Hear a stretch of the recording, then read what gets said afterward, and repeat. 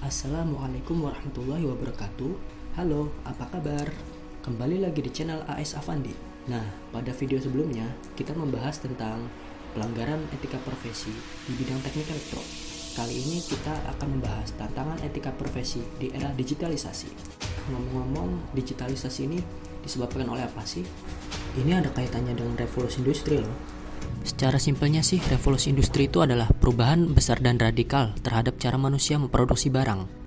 Oke, udah berapa kali sih kita mengalami itu? Yap, benar, 4 kali.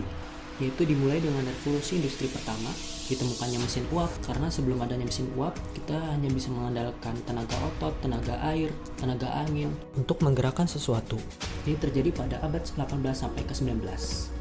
Nah, berlanjut pada revolusi industri kedua, kali ini ditemukannya listrik pada abad ke-19 dan mobil-mobil pada saat itu diproduksi.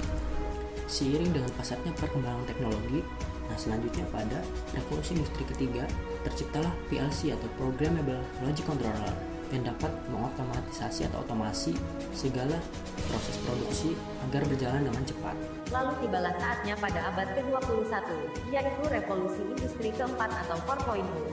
Klaus Schwab adalah sosok yang pertama kali mengemukakan istilah revolusi industri keempat kepada publik pada tahun 2016.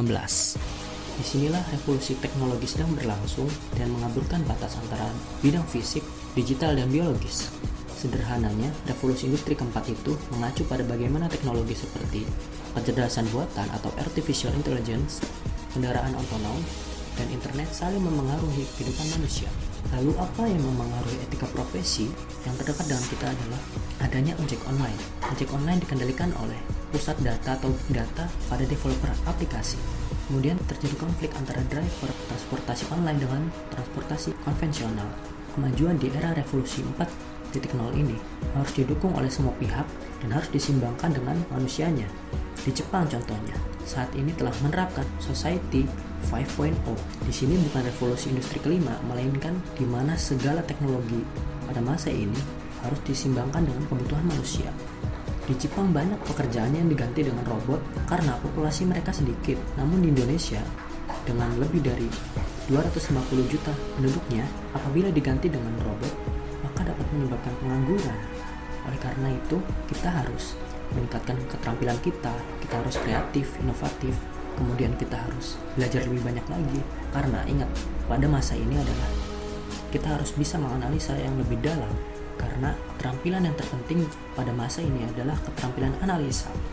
Mengapa analisa?